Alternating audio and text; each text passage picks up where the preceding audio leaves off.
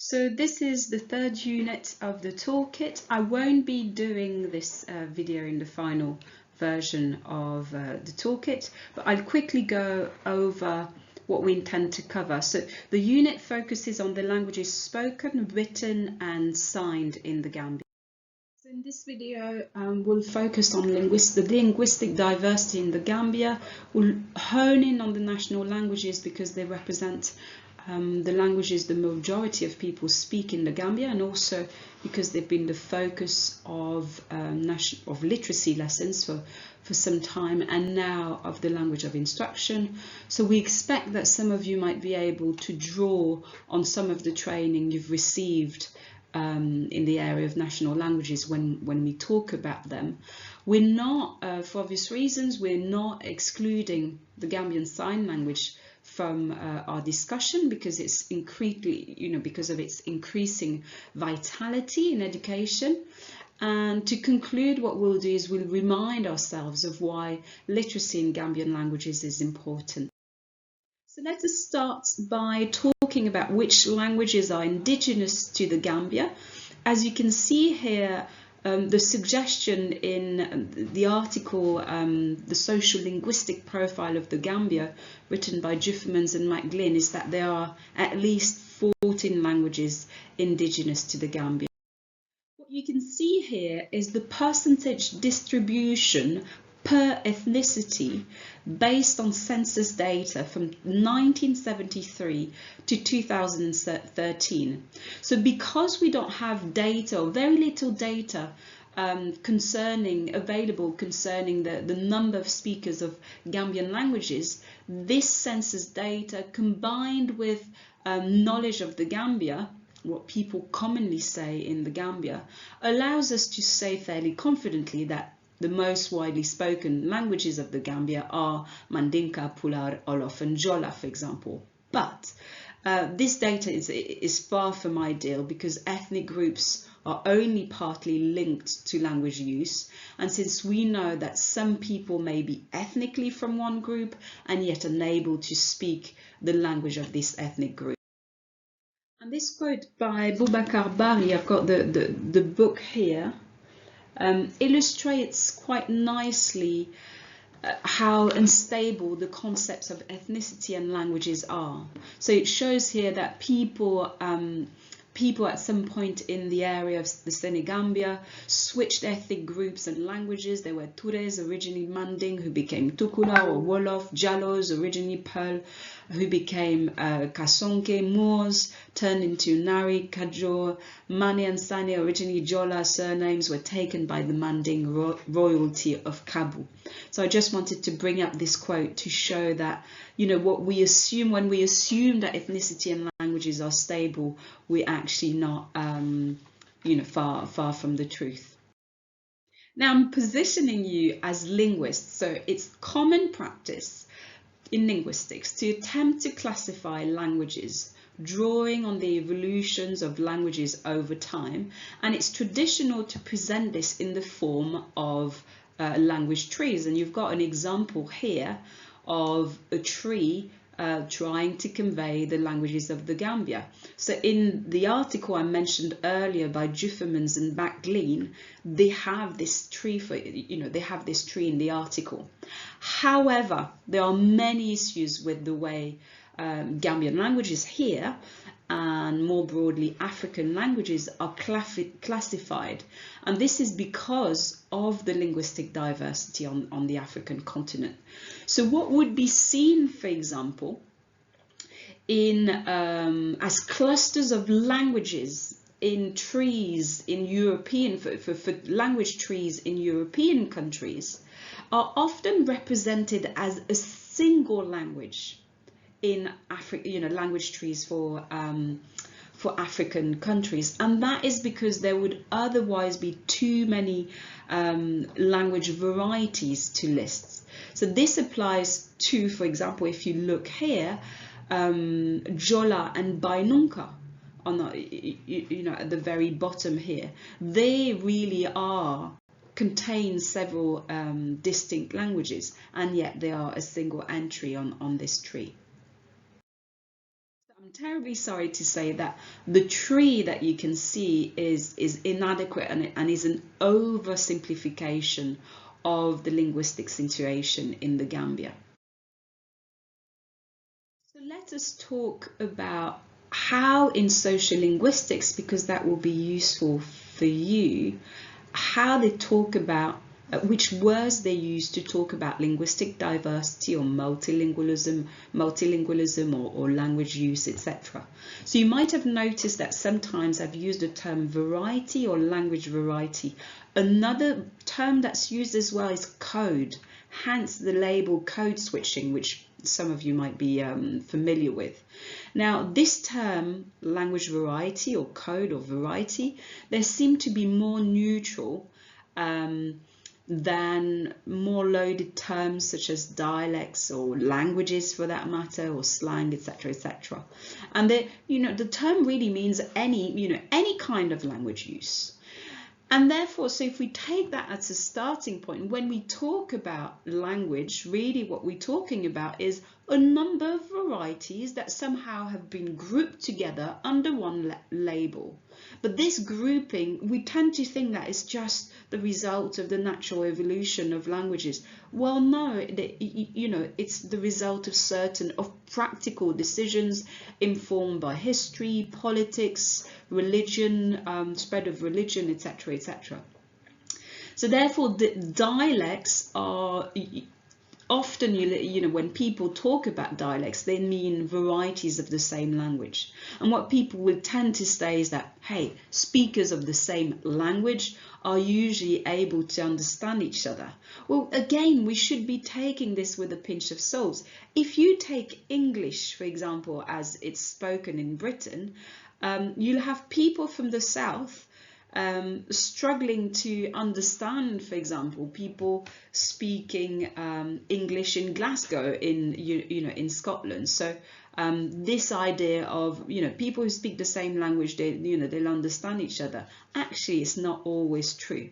But for Gambian languages, what's worth emphasizing is that there haven't been any significant political decisions, impositions, and therefore different people sometimes have different understandings of what the boundaries between languages are. So this applies, for example, to the distinction between Aku and Creole Marabu. So Aku is same variety, but Aku echoes more, is more about the Yoruba identity of the speakers, whereas Creole Marabu refers to their religious identity. So I want you to bear that in mind, how important the labels are, but sometimes how inadequate they can be in accounting for linguistic diversity as it is in the Gambia.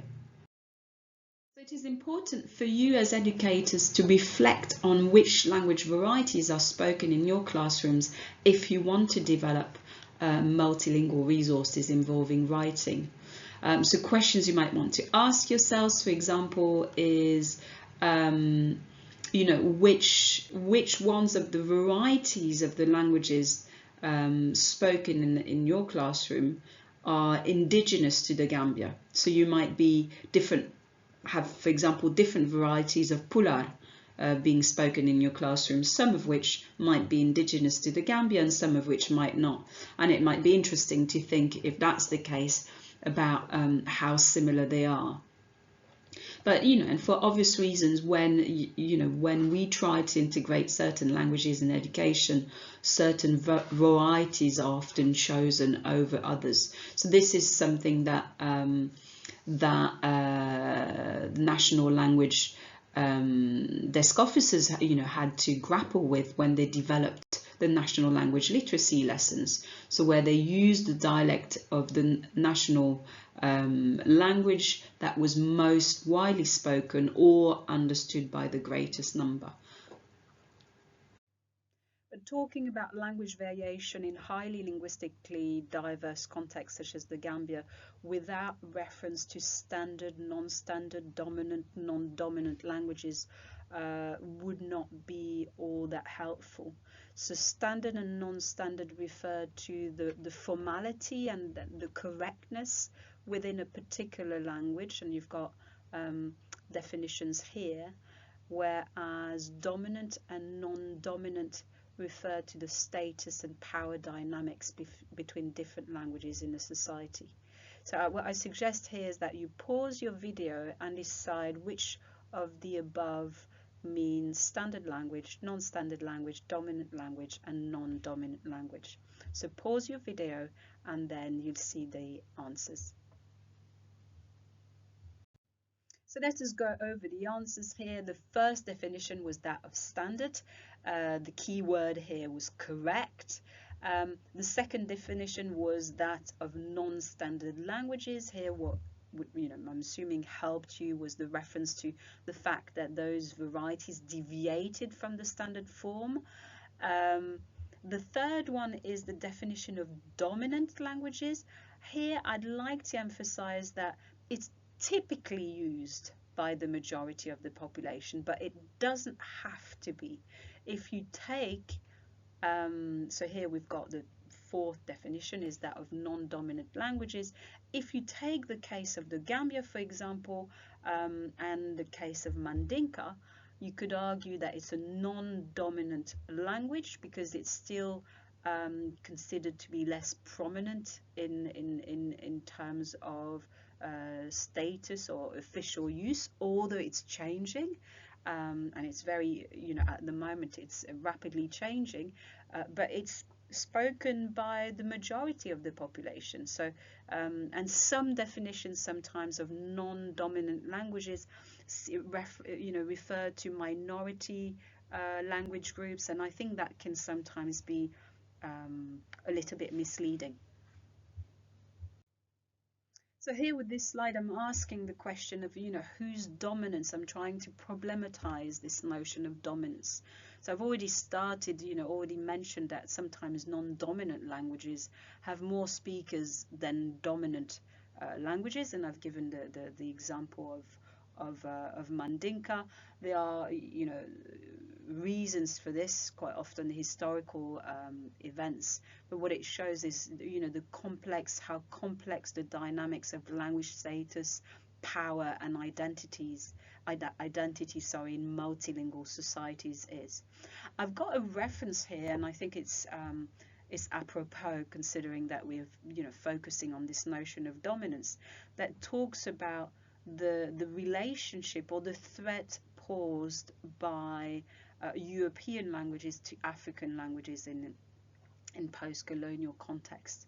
I won't read over it, but I think the two arguments presented here are quite clear in terms of showing that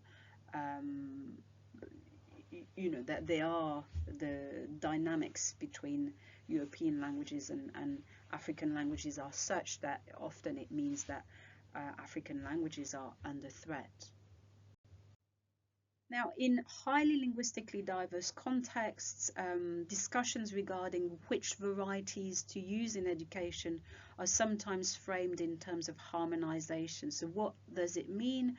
It's about selecting and codifying certain language features. They're taken from different dialects or languages, and this is done with a view to develop a unified standard.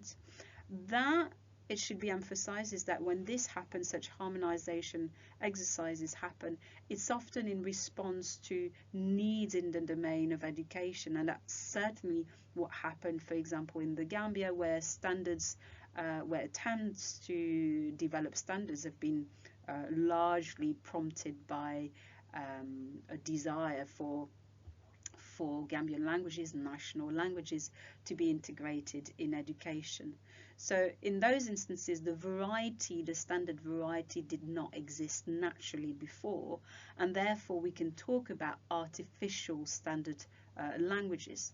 Now, there's a range of things that could be considered, such as are they, once these standard languages have been developed, are they used? If they're used, are they accepted or resisted? So there are instances, for example, where the rejection led to people burning books.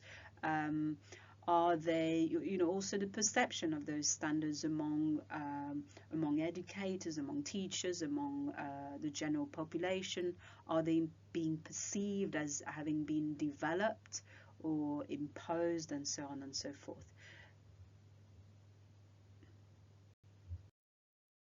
Looking at the domains in which languages are used in multilingual contexts, such as the Gambia, can be a really useful exercise. So, for example, if you look at the slide here, it shows that the main point is that English, although it is spoken fluently by a relatively small number of people, is the language of high domains such as the media, government and education, whereas Gambian languages, which are spoken by nearly all Gambians in most everyday interactions, is not widely read or written and is largely invisible in the linguistic landscape. So linguistic landscape meaning which languages are represented, are visually represented, are written in the street, in public areas. So here I'd like to encourage you to reflect on the different roles played by Gambian languages, national languages and other languages too. So you might want to ask who speaks, who writes, what language for, which purpose. So I'm not going to conclude this first part, but let's just remind ourselves what has been covered so far. So we've talked about the fact that Gambian languages is about national languages, but there are many other languages too. And as far as the teacher training toolkit is concerned, we're not limiting ourselves to any languages in particular. We're being guided by the learners' linguistic repertoires. And that linguistic diversity can be applied to spoken and written languages, but also to Gambian sign languages too. So in the second part, what you look at is the development of Gambian languages. So see you shortly in the second part of the third unit. Thank you. So welcome to the second part of the third unit of the Teacher Training Toolkit Multilingual Resources for Primary Schools in the Gambia. As I said at the end of the first part, what we're going to focus on here is the development of national languages, in particular in the Gambia. So what we'll do is we will start by looking at the scripts used to write the national languages. And then we'll look at how they've been, very briefly, how they've developed, and so the national languages, but also the Gambian Sign Language. And to conclude, we'll look at why Gambian language literacy matters.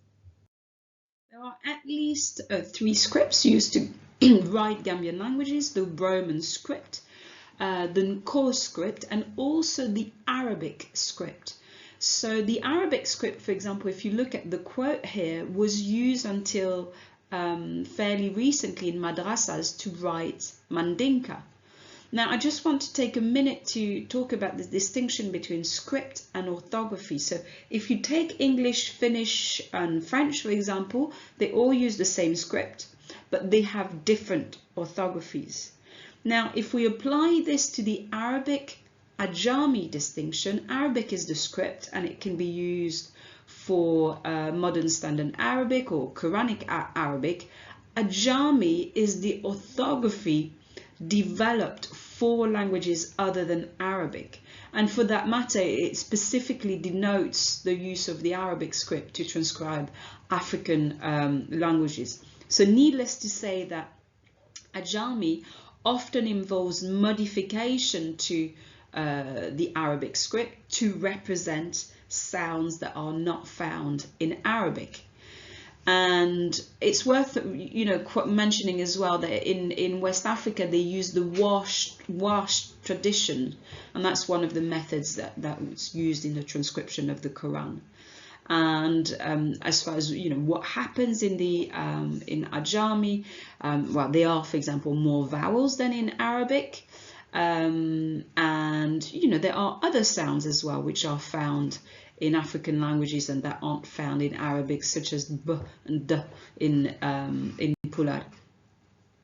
And here you've got a few facts about the development of the orthography of Mandinka, Olof, and Pular. Further information regarding Mandinka, Olof, and Pular.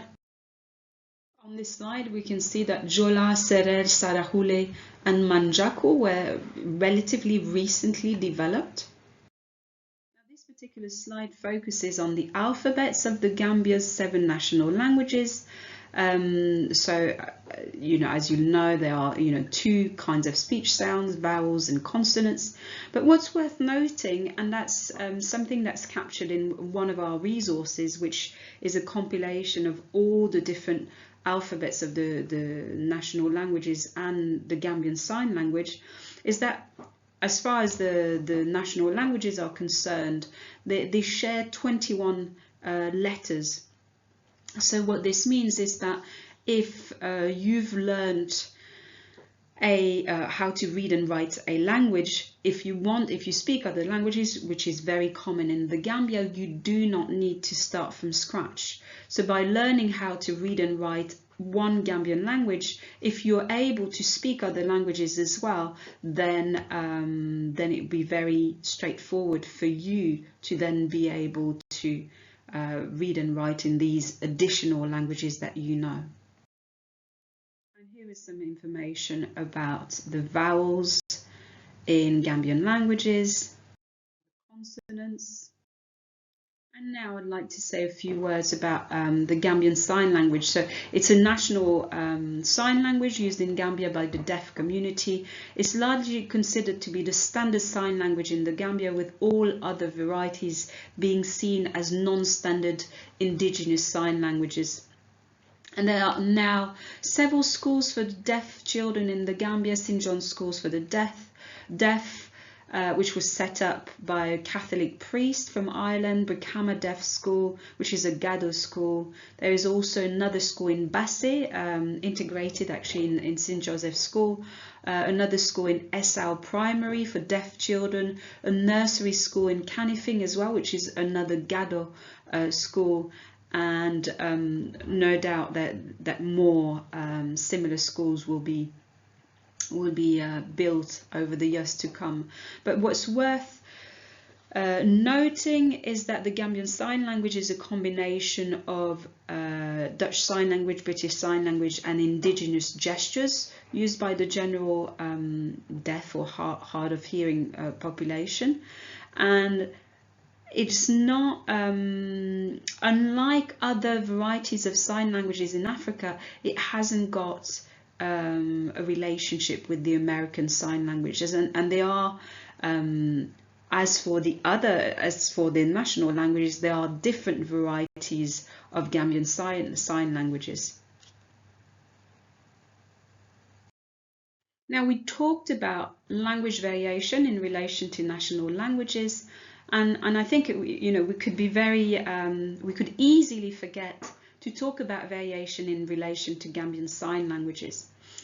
And so there is a link between education and use of the Gambian Sign Language, which is the standard language. So deaf individuals who have gone to school can use the standard Gambian Sign Language, but there's only a few people who have not gone to school who are able to sign using the Gambian Sign Language, and they're people who took part in a Finnish project. And deaf individuals who have no or low level of education use non-standard indigenous sign languages, and which often have, actually, it's worth noting, a much longer history than the Gambian Sign Language. So there is variation in sign language use in the Gambia, similar to what we referred to before. And what's worth noting as well is that deaf people from Canifing municipality and at Brikama use slightly different varieties as well. So here you've got an introduction video to the Gambian Sign Language. Now, a few words about Gambian language literacy. So being able to read and write in Gambian languages can be useful in a range of important ways for individuals, communities, and the country. But it's fair to say that currently in the Gambia, only a small number of Gambians have been formally taught how to read and write in the Gambian languages. So considering the focus on developing literacy among children and adults in the Gambia, it is worth exploring, therefore, why literacy in Pular, Manjaku, Jola, etc., as opposed to English, is important. And you can see here on the slide a range of reasons. This is by no means representative, but a range of reasons why, why it might be worthwhile. So in terms of fostering a better reading culture, supporting public debates, promoting research into Gambian languages, facilitating artistic expression, etc. So hopefully you found this overview of Gambian languages useful. And to conclude, I'd like to emphasize 3 points here, which have to do with linguistic diversity, applying to spoken and written languages, but also Gambian Sign Languages. The fact that the national languages have been written for some time, and this predates the use of the Roman script. I'll find the exact date before the launch. The fact that multilingual teachers as well, which I already mentioned, do not need to learn how to read and write in all the languages that they know. Thank you very much.